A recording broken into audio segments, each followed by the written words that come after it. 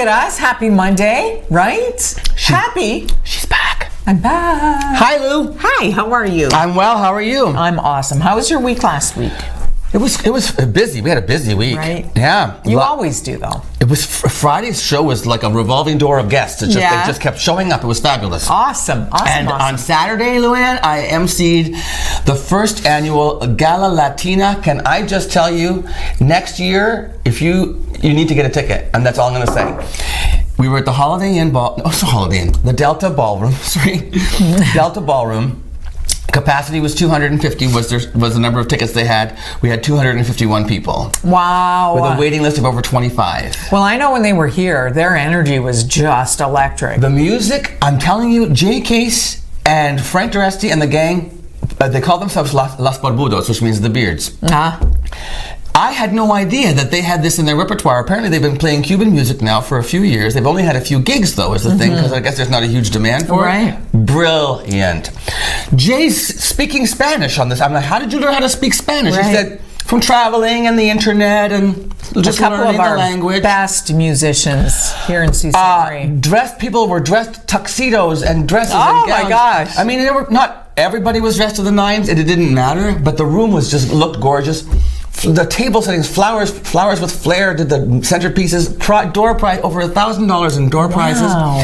Sudbury did the same. And you emceed. I was the MC along with a girl named Zoe Monroy, and she was from Sudbury. She taught salsa lessons to the audience. Awesome. They were, it was just so, and the meal, everybody got a half a chicken. We all got a half a chicken, and it was like a jerk chicken. Ooh. I was like, this is not pasta and meatballs. Just saying. It was so great. So next year they're going to do it again. I want to go. I've never been to an event where people were approaching me saying, who's the organizer? We want to become a sponsor for next year's party. Oh my gosh. 2 businesses approached me and said, can you direct me? Can you introduce me to the lady? Really? We want to sponsor next year. Isn't that awesome? Way to go, Gala you Latina. Guys. Congratulations. Something like that. Congratulations. Oh, it's Orange Shirt Day, Lou. We look at us. We're not dressed for it. It's Orange Shirt Day, which is Every Child Matters. It's all part of the Truth and Reconciliation movement. It's about residential schools, remembering residential schools and the children who went through the system. Right. Some survived, some didn't. Anyway, this is Orange Shirt Day. So if you see orange shirts out and about, you're going to know why. If you're getting ready, wear one. Wear one. Every child matters. Asks you about it, just now you know what to say to them. Yeah. Look at that. Oh, and look at how quick Michael is on that. Yeah. Quick drama. I feel like we talked about this last year at this time, so it's weird to have like a flashback moment. But I remember. We've been around a while, haven't we? Yeah, we've been. More to go, though. More to go. Well, that's more to go. Hey, you know what? I don't know if you were invited or not. I wasn't. J-Lo and Alex Rodriguez finally, 6 months after their engagement, had an engagement party in LA. I couldn't go. Oh, no? No, I was at the Gala Latina. Well, I would have gone to the Gala Latina, too, had I been in town. Who was at the party? Anybody famous? Well, she's best friends with Rhea Limini. No. Yeah, Rhea. No, I'm saying Remini. Leah. Little dyslexia. Yeah. Leah Remini. Right. The ex-Scientologist. Yes. She had that Who's series like out. outing. Yeah. Anyway, she's their best tons, friend. huge, and the kids were all there, and it was just lovely. And they looked. Oh, they're an awful-looking couple, aren't they? And so they posted some selfies, not too many, but they looked. Did you hear she's doing the halftime show? Yes. With wow. Is it Shakira? Yeah. Unbelievable. Good for her, man. Hey, okay, so Flintstones. Remember the Flintstones? It's the Flintstones. They're a modern Stone Age family. 1960. They debuted on this date. Who was your favorite? Probably Betty. Yeah? I liked her giggle. Yeah, she was so cute. I liked Wilma. Did you? Yeah, but I also thought Wilma was sassy. A bit stunned. Yeah, that's why I liked her, because there were moments Fred would say something to her, and I'd be like, "I'm going to punch you right in the head if I was married to a person like that." It's funny. And then she would find a way to, which is they were based on the Honeymooners. Oh. That Stop it. Fred and Wilma were based on Jackie Gleason and his wife. No way. Yeah, and then the neighbors, Ralph Cramden and his wife. Yeah, that's who Barney and Betty were. Oh, I had no idea. Yeah, it's funny that I called her Sassy because that was the name of the dinosaur that Dino fell in love with. Remember that episode?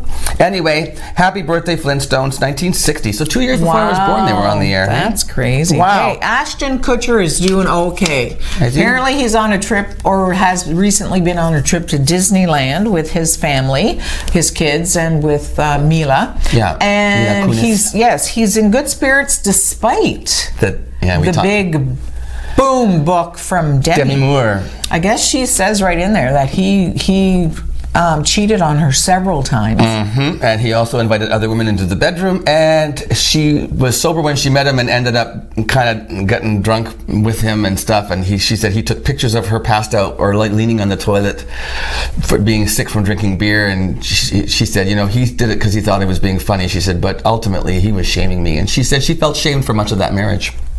Really? She felt that she had to turn into the woman that the wife he expected her to be by. If he wanted a threesome, then she was like, well, I guess that's what he expects from his wife. You know what, though? So I'm sorry, that's no excuse. That's on you. So it was the first anniversary. The day after the first anniversary, she got some sort of a message saying that he had cheated on her at Masterson's, the guy that co-starred with him on Masterson. Oh, yeah, the redhead. He's in some trouble these days. Anyway, yes. It was his bachelor party, and that's when Ashton cheated on her, and so she found out. So when he called her, the first thing she said was, "What the F?" And he was like, "Didn't deny it." And that was the beginning of the end for them. Well, you know what? Took her 7 years. I'm sorry. Bye-bye, buddy. He said he's not responding. He said if anybody wants to know his side of the story, they can reach out to him. Right. But he's not publicly going to say anything about anything. So. I mean, Demi Moore? Seriously? You got to mess around on her? My word. Keith and I were listening to, this is completely changed the subject. Mm-hmm. Keith and I were listening to some music. We do Spotify playlists and stuff. Yeah. Okay, so a lot of modern music, I don't know the songs. Yeah. And once in a while we'll be sitting in a lull and we'll just be listening and I'll start paying attention to the lyrics. There's a new song out by a girl named Danielle Bradbury, and the song is called Potential. And the lyric in it is, I'm in love with his potential. Now, is that the biggest mistake you'd ever heard? Young ladies that do not, Danielle Bradbury is sending a bad message. Absolutely. Don't find yourself a fixer-upper. You can't fix him. I'm in love with... If his potential isn't reached when you meet him, you're not going to change him. Don't fall in love with his potential. I'm in love with his potential. That's a terrible message. That is. The other thing I discovered, we were listening to this one playlist. I was like, I like all these songs. Keith, where'd you find this playlist? He said, this one's called the Gay 70s. No wonder you like it. Listen, it's all the songs that I loved and listened to. I wasn't even a teenager yet in the 19th. I mean, I became a teenager in the 70s, but... And they call this the gay playlist. What does that say about me that my taste in music was gay before I was? There you go. My Spotify... Well, you're not the first gay guy in the world. I know. What? I know. I thought I was the only one for a long time. Yeah, I bet you did. Anyway, I bet you did. So there you go, the Gay 70s playlist. Who knew? I wonder how many guys would listen to that and go, wait a second. Yeah. I like those songs too in the 70s. Yeah, now they're looking and going. Prince Harry is going to guest edit the National Geographic's Instagram account for #LookingUp campaign. And he is doing so much good work while they're in Africa. Did you see he revisited the site where his mother was? And dressed like her. It was a little bit eerie. Landmines, right? Yes. Good for him, man. You know, like seriously, he's in a position where he doesn't have to do nothing. Yeah. And he did that. Somebody mentioned, drew a parallel, but there he is. Look at him. Right? He's sitting there with his shoes, his socks, in his bare sock and feet, playing with kitties. Look at him. That's a prince. There was a tweet about drawing parallels between, or not parallels, the difference between someone like Prince Harry and someone like Donald Trump Jr. Oh my. There's not a room big enough. Put them at one end to the Trump other. is melting down, and I must say it's kind of fun to watch. You know what? It took a minute, but yeah, hold on, because it's going to get interesting over the next couple More weeks. whistleblowers, they say, are going to come out, so Yeah. let's wait and see. And I demand to meet my accuser. Demand. You know, like every whistleblowers- American, I have the right to meet my accuser. No, you don't. No, you don't. Whistleblowers are protected. That's why they're called whistleblowers. Yeah. Mr. Trump. Hey, okay, on to KC Security is our sponsor. KC Security, thanks so much. Did you miss them last week? I did. Maybe they'll come by and visit you again. Yeah, maybe. KC Security, and also on the show, really interesting. Okay, there's a film coming to Sault Ste. Marie. No, it's not a film. It's a multimedia, what do you call that? Anyway, it's a performance piece, and it's about the sex trade workers. Oh. Yes, comes out of Sudbury. I interviewed one of the people who was in, it's called Project Arm Her, ARMHER, Arm Her. It's a live performance, but there's also conversation and dialogue, awesome. and it's going on at Sioux Theatre Workshop. So the interview, we were supposed to be one segment. I got talking to her on Skype, and I couldn't stop because she was so interesting. So enjoy the interview. It's very informative, and it'll tell you all about how you can go and see the show. Plus, Luann has the news. I do. A happy Monday. We'll be back in a minute.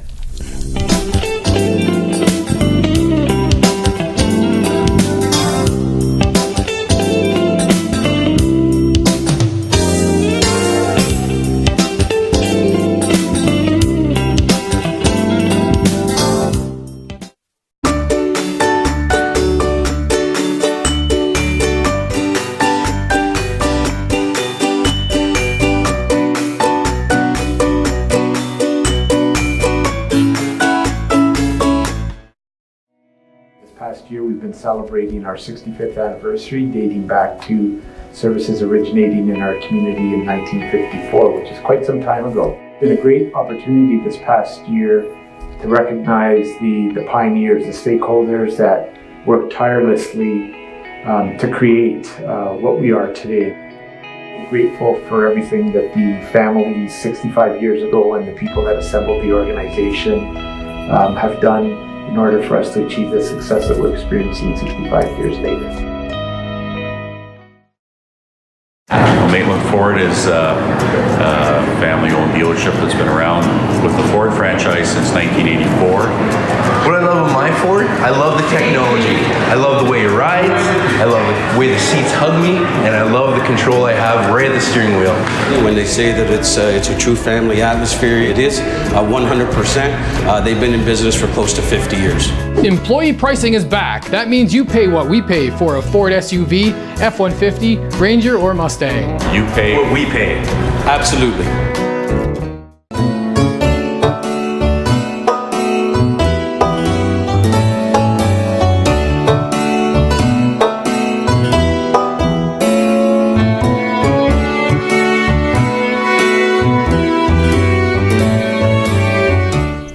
Welcome back to Mornings with Luann and Tim, and right now I am joined via video interview by Tracy Gregory from Sudbury. Good morning, Tracy. How are you today? Good morning. Good, thank you. Tracy is the founder of SWANS, which stands for Sex Workers Advisory Network of Sudbury.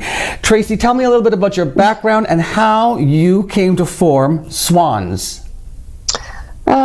SWANS came from the knowing that women in sex work community were experiencing a lot of isolation, a lot of discrimination and stigmatization and criminalization, all the Asians. And we knew that we needed to create community that could speak back to some of the challenges that sex workers are experiencing. Some really specific challenges that we're experiencing around, access to services, access to police recourse, access to our human rights as people who have lived experience in sex work. These are all things that we wanted to respond to, and we wanted to work with service providers to increase their ability to show up in a good way with sex working community, create meaningful, accessible, sex work informed supports and services so that, when people needed resources for whatever their concerns might be, that there was places that they could go. So SWANS began in that way. All right, so as an advocacy group, you've obviously worked with a number of people who have lived experience. And one of the things we talked about before we went to camera was the fact that you often hear usually through government or through a lot of men in power, that sex trade workers are victimized. And we hear a lot about the human trafficking and that sort of thing, but there's another side of the story. Isn't that true? There is, and we also know that a lot of the exploitation that's happening in sex work community is, a big reason for that is because of the criminalization of sex work. So we speak back to that around, in order for us to have access to our human rights and our agency, that we need to also talk about decriminalizing sex work and understanding sex work as work, and that anybody who's working in the sex industry also needs to have the right to work safely and have access to supports and services. It's, So, in other words, you're not saying that there aren't some issues as far as human trafficking related to the sex trade work, but there are people who simply want to make a living, support their families, go to school, get an education, or just work in that trade, and they should have the right to do that safely and protected by laws. Correct? That's right, and that people who do experience exploitation or trafficking have access to supports that are actually going to show up for them, in the ways that they need them to show up. Right. There's a lot of conversation about human trafficking. There's a lot of money being poured into initiatives around human trafficking, but the voices of people that are actually living the experiences in sex work are not, and experiencing exploitation and, potential trafficking are not actually being heard. Mm-hmm. And so that's a big concern. And the initiatives and the programs that are being rolled out around human trafficking are actually perpetuating and increasing the risk for people that are working in the industry. So there needs to be all of these programs and services that are in place right now need to be unpacked and revisited around how to create safer spaces for people who are working and recourse for people who are being, rape trafficked, Tracy, experiencing exploitation. When did you found Swans? Swans was founded in 2012. 2012. Okay, now interesting, because right now you are employed. Tell me about your actual position, and how does this work? You went to school, you worked in sex trade, then you went to school, you raised a family, and now you're working as an advocate for sex trade workers. Can you tell me a little bit about your personal background, if you don't mind? Well, I actually worked in and out of the sex industry since I was about 15 years old.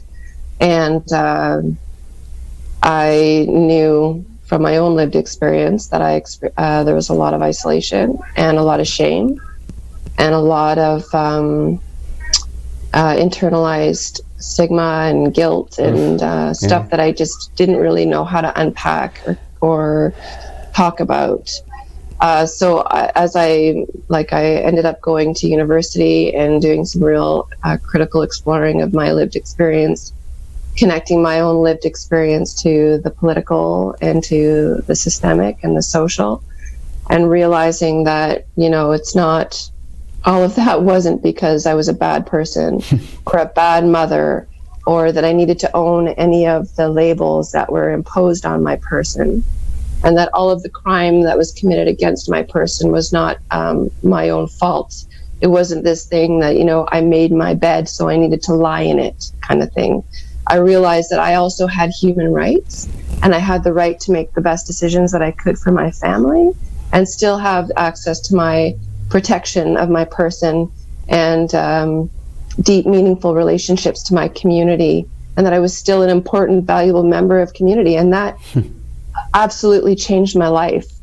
And it changed the way that I was able to show up for my children and in my own personal relationships and in the ways that I would work or everything. So I knew when I went back to school that I really wanted to share some of what I'd learned and what I knew with other women who potentially were feeling some of the same things that I was feeling. There's extreme isolation as a woman who has lived experience in sex work. So one of the ways that you have reached out, and this is where art comes into play, right? Even before you founded Swans, you told me you had friends who were in the arts, and you talked about working on something creative that would be educational, share messaging, would also create a dialogue and maybe draw people in who wanted support or wanted to contribute to something, a dialogue. So it happened with the Arm Her Collective, is that right? Yeah, It absolutely is happening. Okay, It's, so let's go into let's move into this part of it then, when suddenly art meets politics and law and life. So in about 2013, the conversation and the political conversations and the social conversations around human trafficking got really loud, and people who had lived experience with trafficking and exploitation were, put out front as representatives of the human trafficking issue. And for some of us who also had lived experience in sex work or were currently working in the sex industry, that wasn't resonating with us in terms of our own lived experience. We didn't see all women in the sex industry or involved in the sex industry as victims. We didn't believe this notion that all women in the sex industry or who have worked in the sex industry are so sick they don't know how sick they are, and therefore they can't represent or advocate for themselves. They need to be saved. We didn't believe that didn't resonate with us. We knew that our experiences were really complicated and really complex, and that there were moments in our work that we really loved and that were really, really supported us, and there were moments that were really, really challenging and really unfair to us as people who had lived experience. And we wanted to be able to say that our work is our work, and we deserve to have safe spaces to work in, and we deserve to have access to police services if there's been a crime committed against our person, and that we deserve to be recognized as contributing members of community and to be protected from predators. Right. So we wanted to respond to those experiential stories and tellings of lived experience of exploitation and trafficking and victimization, but the implications for somebody who wants to speak to their story as a complex relationship with their story of being in the sex industry, of moments of like where they really liked their work, or that they did really like their work, or they continue to really like their work. The implications for a woman who outs herself as a sex worker are really big in terms of everything about that woman immediately becomes suspect. Her ability to parent her children, her ability to work in other fields, in other trades, everything about her becomes about the fact that she was a prostitute or that she was in the sex industry. That label is really heavy to carry. Right. And then the stigma that gets attached to your family members and your children. So people are very silent about their experience. And we wanted an opportunity to respond to that. And the arts was this incredible space, safe space for us to come together and unpack some of our lived experience in a really safe, non-judgmental way. Everybody has their own complex understandings of their experience, and that's all honored at the table. And so we worked together. We developed Project Arm Her as a group of women with lived experience in sex work, and a few very amazing allies who are aligned with us in terms of the movement for decriminalization, sex workers' work, women having agency and an ability to advocate for themselves and each other, this kind of thing. That's how this started. Okay, we're going to have to take a little break for a commercial, and when we come back, I want to hear about the process of creating Project Arm Her, how you all came together, who's involved, and that you're coming to Sault Ste. Marie to give us a presentation. So we'll be right back with Tracy Gregory from Sudbury and Project Arm Her coming to Sault Ste. Marie on Friday, October the 4th at Sioux Theatre Workshop. More with that right after this.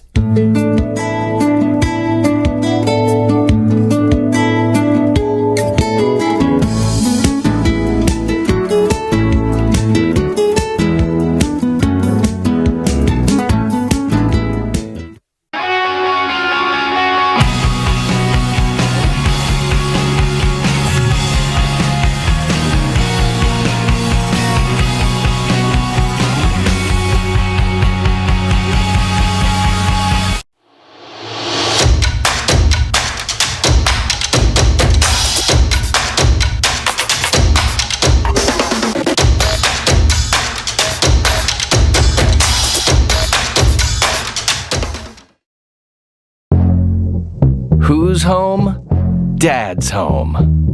And what's he got? Mouth-watering Little Caesars. Download Fido. Dinner? Consider it served.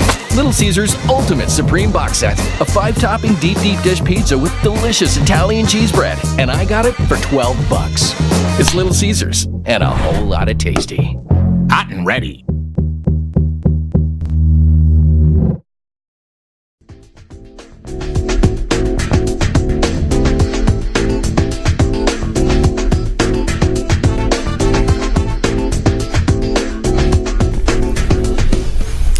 Well, Luann, I have a story for you. You don't know I'm going to share this with you. I just read this yesterday on Twitter. Okay. The world's first ever vagina museum is opening in London. We need one of those? In case you forget what it looks like? A museum means old. That's one Are of my there different questions. types? My question was, how old does a vagina have to be to qualify to be an exhibit in this museum? Right? Okay, so here's the scoop. It was a pop-up museum previously. What popped up? But it never had a real home, the vagina museum. Oh. So now it's got a bricks and mortar building. Awesome. On November the 16th, it will open in London. I want to see their logo. I want to see the entrance. Yeah. Apparently they don't have a labia, they have a labia. So well done. So listen, the museum's goals are to erase stigma around the body and gynecological anatomy, to challenge heteronormative and cisnormative behavior, and act as a forum for feminism, women's rights, the LGBT plus community, and the intersex community. And the first exhibit is called Muffbusters: Vagina Myths and How to Fight Them.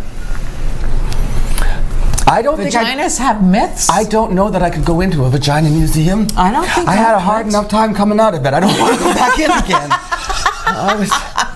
I was a blue baby. My lungs were flat. Oh my sweet Lord! Oh, that's it. Oh. Okay then, thank you. Okay, that's visual. That's fine. You know what? Whoa. You can never convince me that is attractive. I'm sorry. See now, you need to go to the museum and learn about the beauty of the vagina, because you should be proud. I popped out 3 kids. I know enough about my vagina. Thank you very much.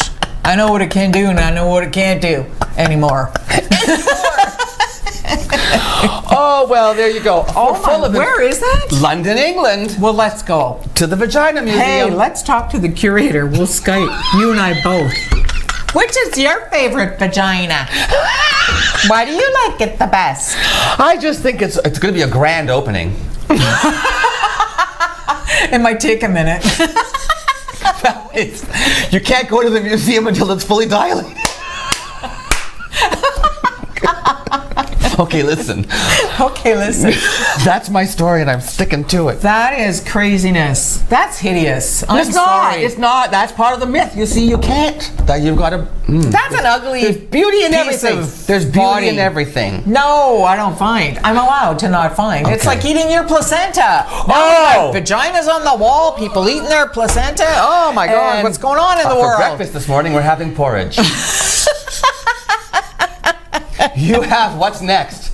Oh, more interview. Hopefully it's nice and warm. Oh, yes. Well, actually, it's more of the interview about the show. Right. That's coming up. Yes. Called, what was the show called? Oh, it's called Arm Her, Project Arm Her.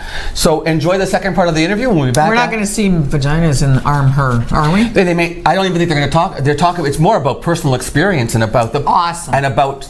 Yes. Well done. Well yes. Done. It's before we get to that, we're going to take another look at news. What? Are we doing news? You just did the news. Oh, see, I'm all messed She's up. been gone The vaginas have got me all.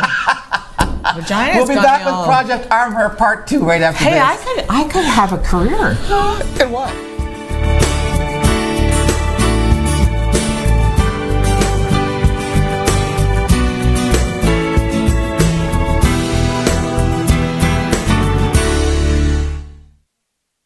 Welcome to the Machine Shop, our historic venue and gathering place for friends and family.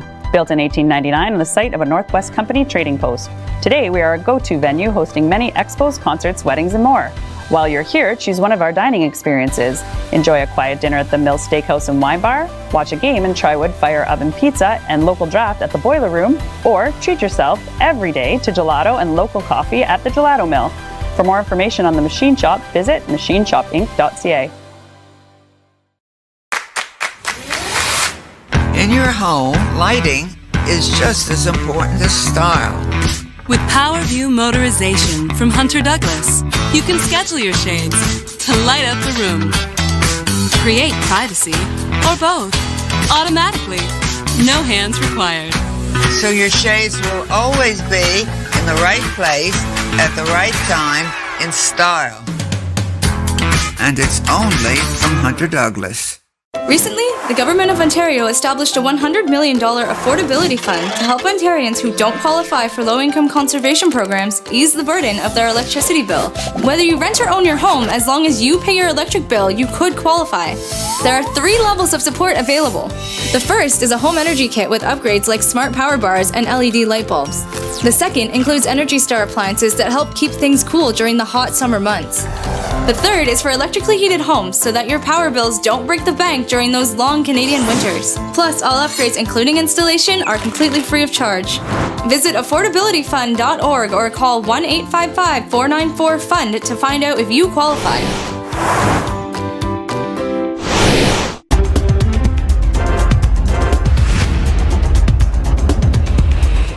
Sue Ice enjoyed all things nerdy at the 2nd annual Steel City NerdCon and Nostalgia event, and it was held at the Bush Plain Museum on Saturday afternoon. Events and activities included one-stop shopping for all things nerdy, geeky, nostalgic, and fun. There were vendors from across Ontario, food, contests, prizes, and special guests. We're just having a community event, trying to bring a bunch of vendors together and a bunch of people that collectively are nerds together.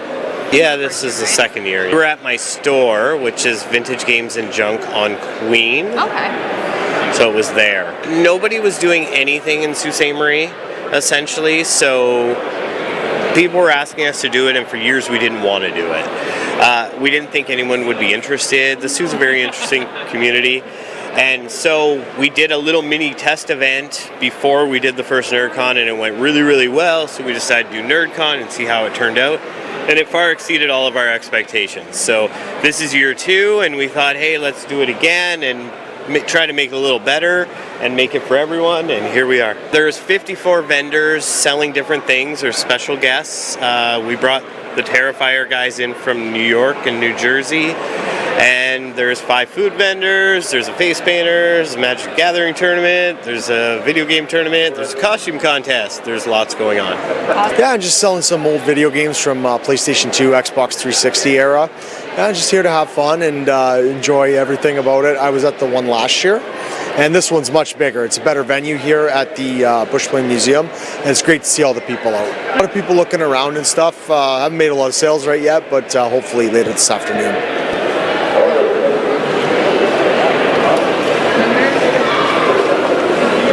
Actually from New York City. I came up here to help promote the film. I'm over here doing autographs and photo ops with the fans. I started doing this about a year ago, and I'm having so much fun. I've been to probably I'd say about 20 of these now, and I love going to them because it's a great way to meet the fans, interact with the fans, see a lot of really cool vendors, stuff like that. I love the cosplay that people do with these. I'm actually going to be judging a cosplay contest later on today too. Awesome. So that's going to be fun. You're not dressed up? I don't know, because I dressed up last night actually in full costume and makeup, so I got to meet some fans like that, did some photo ops with them, so that was fun. I've had a good many, yes. What do they say to you mostly? Oh, they're like, oh my God!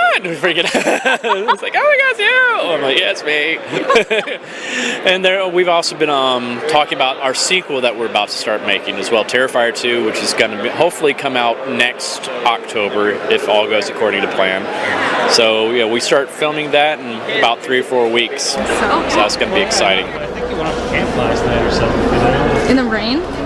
Suites came out to support the local kidney community on Saturday morning during the 16th annual Kidney Walk. This walk, which raises funds for local kidney patients, saw a good turnout despite the overcast weather. The Sioux Junior Greyhounds Bantam Minor AAA and Midget AAA teams were also out to show their support. I'd like to welcome everyone today. I'd like to give a special welcome to Jeff Ashley. Jeff is here at the front table. Well, we have our 16th annual Kidney Walk happening here in Sault Ste. Marie today. So we're here today. It's always really interesting to have a whole new group of faces coming forward. So sometimes you think, and sometimes sadly we've lost some community members to kidney disease, but there are family members that are left behind and they're fighting for their legacy. And so we have a really strong kidney community, and it's just fabulous. Every year they come together and we sort of celebrate that. And thankfully the weather cooperated somewhat, and it's not raining, and so we're pretty happy. And we're just happy to be celebrating a 16th annual walk. And so far already, I think we have a really good turnout. We're expecting, we have the Sioux Junior Greyhounds AAA Midget team coming out to support us as our another affiliate team. We work with the Sioux Thunderbirds are away on the road, so we're really happy. I mean, that just brings out a whole new element of people, and already we have all of our strong kidney community members here registering. They're early, they're having their coffee and chatting, and it's just really, really nice to see. I received a kidney transplant from my dad about 9 years ago next month. So it's just nice to get the community together to raise awareness, because like I was saying earlier, and especially for Paula, it can happen overnight. So it's just nice to raise awareness for people that don't really know about it, and just to raise money for future people that are going through the same things that we went through. I'm actually overwhelmed at how many people are supporting us. I actually just put a notice on Facebook, and so many people that I haven't talked to in years are coming out, so it's really, really nice. That's amazing. It's awesome for the community that we have, especially we're such a tight-knit community and such a hockey community.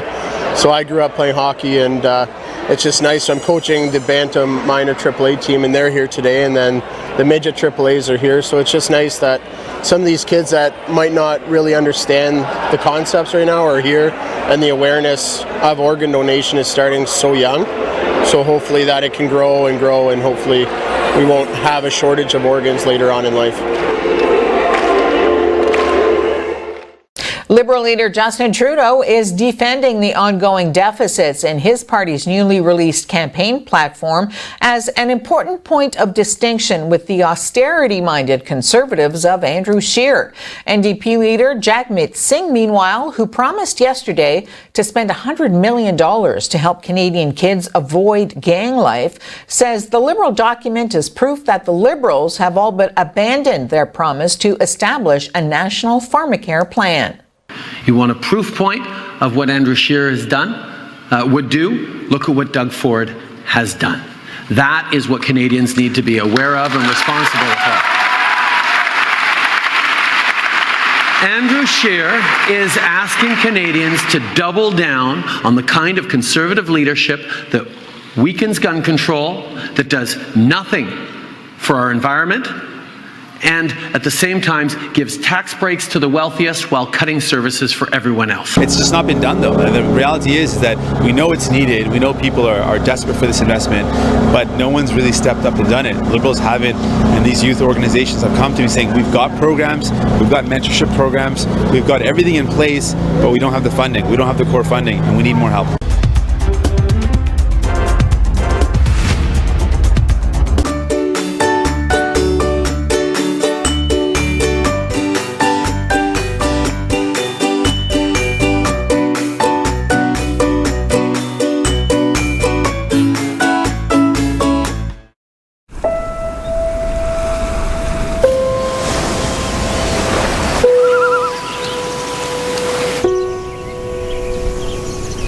Here, your education is everything, supporting your true sense of purpose. Here, you'll learn from professors who will understand you, who will challenge you, and offer you support on your journey. Here, you'll study programs built on real values: business, technology, science, arts and social sciences, always geared to make a positive difference. Here, you'll have a chance to assist in faculty research, leaving your mark wherever you go. Here, you'll focus on what matters to you and impact the world around you. Algoma University. Come take a closer look.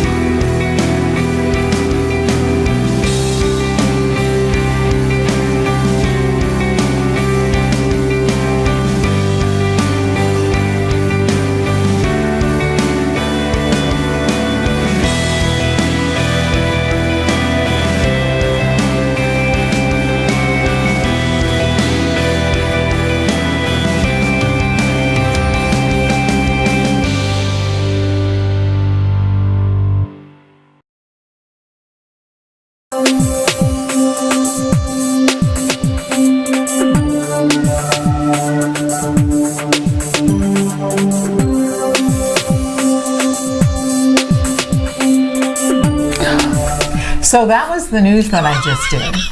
Hey, It's Lou. Monday. Lou. Yes? When are you going to do the news today? I just did the news today. Okay, so it really is Monday morning. Yeah. I think it's really funny that I said, you just did the news. And you were like, oh, what? did I? No, I rehearse a little bit, so I kind of get it all mixed up. Hey, do you watch Saturday Night Live these days?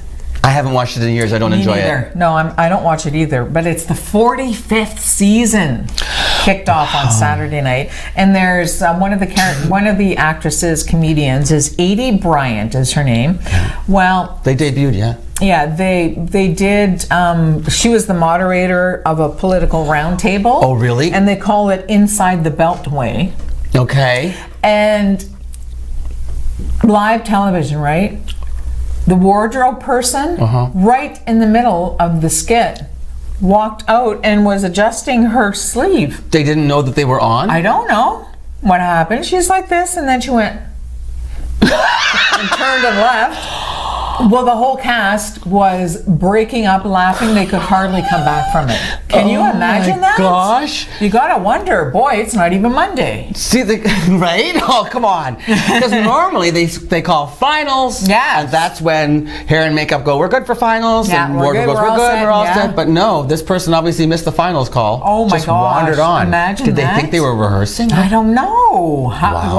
And then even she broke up when she was leaving. She was just like, oh The my wardrobe God, person. Yeah, what am I doing? Yeah. Oh.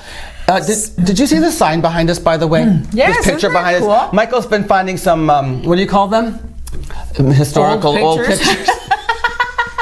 Old photos? This one is, you never were here when we had the Sioux Drive-In. No, I saw the sign crumple. Falling down, yeah. That was the Sioux Drive-In. I went there, and look at that movie. It was called Lady in Ermine, starring Betty Grable and Douglas Fairbanks Jr. Oh my gosh, that's a long time ago. And the marquee says B. Crable. B. Crable rather than Betty Grable.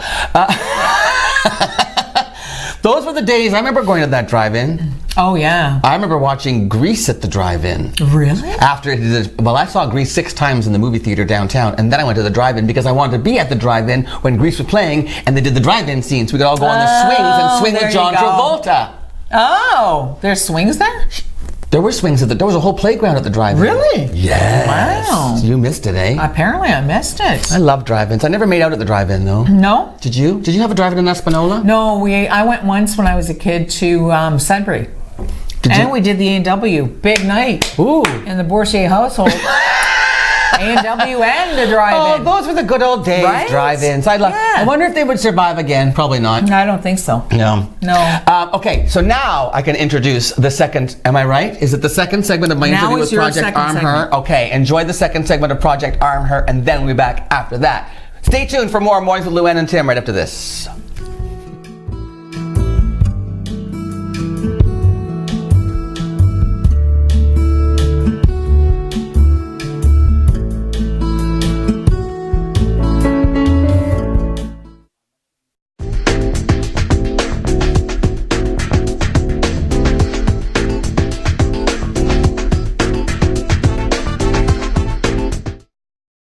Since 1899, the Machine Shop has been a unique space for innovation and creativity. Once a leading pulp and paper company, the Machine Shop was built by Francis H. Clerg, which later became part of St. Mary's Paper in 1984. After the closure of St. Mary's Paper in 2011, the Machine Shop spent 4 years vacant. In 2015, the Machine Shop reopened their doors to the community for the first time. From weddings to galas to concerts and festivals, the one-of-a-kind venue has something for everyone. We are proud to work with the community and local nonprofits to host major events such as Festival of Trees, Pearls and Plaid, an evening at Hogwarts, and more. While you're here, wind down at the Mill Steakhouse and Wine Bar for a quiet dining experience, or watch a game and try a wood fire oven pizza and local draft at the Boiler Room. Don't forget to save room for house-made gelato and baked goods at the Gelato Mill. For more information on the Machine Shop events, history, and restaurants, visit machineshopinc.ca. 3 great places, 1 historic venue.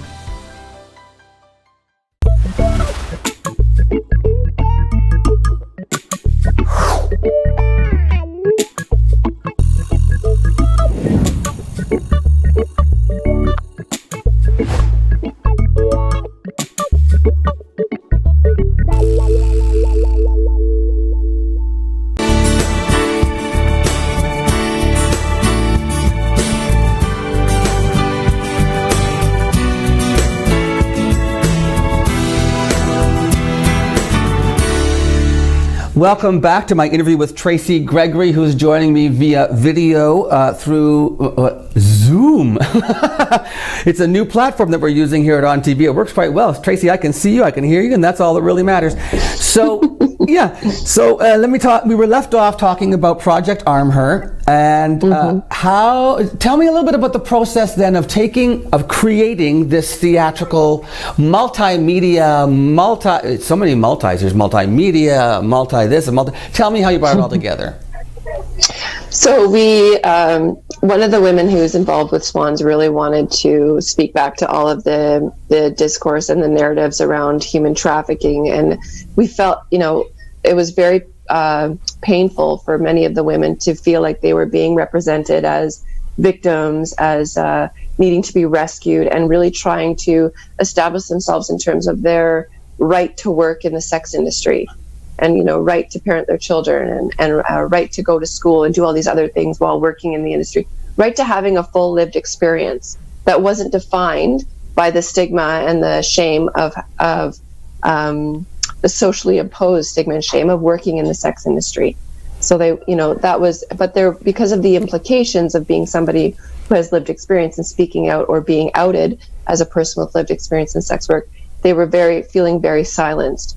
So it was suggested by one of the women in our group that we do theater, that we do some stuff with the arts. And so that's what we did. I connected with a woman who I know in community who's a good friend of mine, and she's a local community artist. And at the time, she was the artistic director at Myths and Mirrors, which is our community arts organization. And we came together with a group of swans and talked about, what would we want this process to look like? What do we want to do? And then we brought in a couple of other community members that we knew were really safe and powerful allies in community. So we brought in Sarah Gartshore, who is a local community director and playwright, and a phenomenal woman in community. I'll just interject that I did meet Sarah Gartshore in 2017 when she came to Sault Ste. Marie for the Fringe North Theatre Festival, and I enjoyed her company very much, and she had a great presentation here in the Sault. So carry on. Yeah. So Sarah was gracious and came into the project, and at that time we didn't have any funding, so we really didn't know what we were going to do around funding for the project. We just knew we needed to start something. Mm-hmm. So and then Kate Mitchell, who is she's actually a social worker in community who was off on maternity leave, and she's also a filmmaker and a documentarian, and an amazing photographer. And she came into the project as well. And we all just came in not really knowing how long this project was going to sustain, what it was going to look like in the end. And we sat together for about a year. Wow. And ate together and talked together and just kind of shared lived experience and talked about what we wanted to do. And Sarah Gartshore would take some of the conversations, and she did some interviews with some of the women, one-on-one interviews with some of the women that were in the project about their lived experience. And then she took back all of that and would bring us back these pieces, these monologues or short play scripts and these pieces, and we would all sit together as a group and go through them and talk about what resonated, what didn't really resonate or whatever. And her writing is incredible. So when you actually sit with this script or this piece and you see some of your experience reflected, it's this powerful moment of like opening and just freedom and validation and all this stuff, right? Like, it was really incredible, the experience. So that went on for over a year of just creating these. So now I think Sarah has created like 27 pieces of the script, and we work with a few of them and we kind of grow it as we move along. But out of that, we have video, we have audio, and we have live performance pieces, and it's multidisciplinary, multimedia, but how long is the show? So the show's about an hour and 15 minutes, I'd say. Yeah. When an audience comes to the show, Tracy, is there a chance afterwards for them to sort of debrief, or is there a conversation that happens, or does it happen during the show? I mean, does the audience have a chance to speak or have a dialogue? So after every show, we'll have some refreshments. There'll be coffee and tea and some snacks and water and stuff, and people can kind of hang around and mingle. And then some of the artists, whoever is comfortable and wants to have conversation, will come out and we'll just kind of talk and connect with people. And it's a big deal, and it's a big moment for a lot of people that see the show. It really humanizes the lived experience of women who have lived experience in sex work, but it also speaks to one of the powerful things about being a woman who has lived experience in the sex industry is that we have a lot to contribute to the conversation about violence against women. And that's one of the places where we are actually systematically kept away from. We are not included in those conversations. So this is our time to really speak to that, to the shame and the stigma and the violence and, our experiences of violence that we will internalize, all this stuff. So it's really a beautiful opportunity for people who even don't have lived experience in sex work to kind of make a connection to the broader experiences that many women many women share. Also, the other thing that I think is phenomenal about the presentation you're bringing to Sault Ste. Marie to Sioux Theatre Workshop on Friday, October the 4th, is that it is pay what you can. So you may have some people who don't have a lot of income but want to learn more or want to see themselves represented somewhere, have a voice, hear their story, feel less alone. If they can't afford to pay, they can just come. And if you can, by all means, you'd love it if they would bring a $20 bill to help out to keep this production alive and touring and keep the dialogue going, keep the education going on, right? Yeah, and we're going to have some shirts, some awesome T-shirts for sale, some mugs for sale, and we can take credit card or cash. Right. And I really do want to make a shout out to your sex working community in the Sioux. Yeah. We would absolutely love to have you there at the show. This show is really for you. And we just want to build community and just keep growing our community of women who have shared experience in the sex industry. Just come to the show. We would love to connect with you. Is showtime, is it 7 o'clock showtime, Sarah, Tracy? 7 p.m. is showtime for the general public, yeah. Right. Now you're also doing, for service providers, a show at 1 o'clock in the afternoon. That's pretty cool. The 1 p.m. show is specifically for people who work in service provision and might be connecting with women who have lived experience in the sex industry, or women who are currently working in the sex industry, for faculty and students to come to the show to actually learn how to show up better in community when working with sex workers, to make your community more inclusive for sex working community members. But sex workers are welcome at both shows at a completely pay what you can rate. Right on. This show is absolutely for the sex working community. I know that I think your contact here in Sault Ste. Marie, or at least the person who put me in touch with you, is Tova Arbus. That's a well-known name in theater in Sault Ste. Marie and in the being socially active as well. So I'm sure that has Tova been reaching out then to service providers to bring them to you, or do you do that yourself? I did some of that, and Tova's done lots of that. So between the two of us, I think we're going to have a really awesome turnout. And I think we've covered pretty much everyone. Yeah. If we haven't, please reach out, and we'll get you on the guest list. You gave me an email address. I'm going to have them put it up on the screen as we wrap up this interview. In post-production, they'll put it up. How many of you were involved? How many are coming from Sudbury? What? So there's a crew of 10 of us. Wow. 9 of us are coming. Okay. Yeah. Fantastic. Okay, I want to, Tracy, I want to thank you so much. This has been fascinating, and I'm looking forward to seeing the show. So, safe travels. We'll see you in Sault Ste. Marie on Friday, October the 4th at Sioux Theatre Workshop. Pay what you can. The show is, well, do you call it, the show is called the Arm Her Project? Or do you call it just the Arm Her Project? That's not really a show. How do you phrase it? It's Project Arm Her. That's the show. Arm Her. That's the show. Okay. Yeah. Okay, and we're going to put that email address up there, so if anybody has any questions, they can contact you by email, right? Awesome. Thank you so much. Okay, Tracy, and say hi to all the folks in Sudbury from us, and tell Sarah Garcher I said hello. I will. Okay. Have a good day. Thanks, Tim. Bye-bye. Bye. We'll be back with more Mornings with Luann and Tim right after this. Don't go anywhere.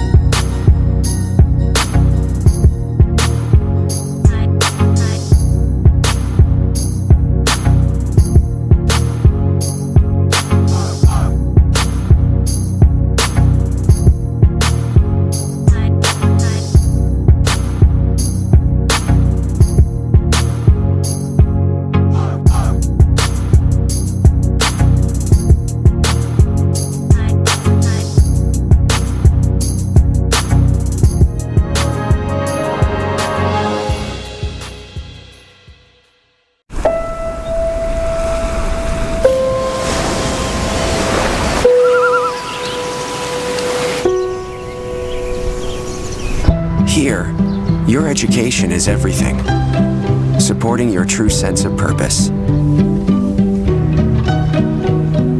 Here, you'll learn from professors who will understand you, who will challenge you, and offer you support on your journey. Here, you'll study programs built on real values: business, technology, science, arts and social sciences, always geared to make a positive difference. Here, you'll have a chance to assist in faculty research, leaving your mark wherever you go. Here, you'll focus on what matters to you and impact the world around you. Algoma University. Come take a closer look. Recently, the Government of Ontario established a $100 million affordability fund to help Ontarians who don't qualify for low-income conservation programs ease the burden of their electricity bill. Whether you rent or own your home, as long as you pay your electric bill, you could qualify. There are 3 levels of support available. The first is a home energy kit with upgrades like smart power bars and LED light bulbs. The second includes Energy Star appliances that help keep things cool during the hot summer months. The third is for electrically heated homes so that your power bills don't break the bank during those long Canadian winters. Plus, all upgrades, including installation, are completely free of charge. Visit affordabilityfund.org or call 1-855-494-FUND to find out if you qualify.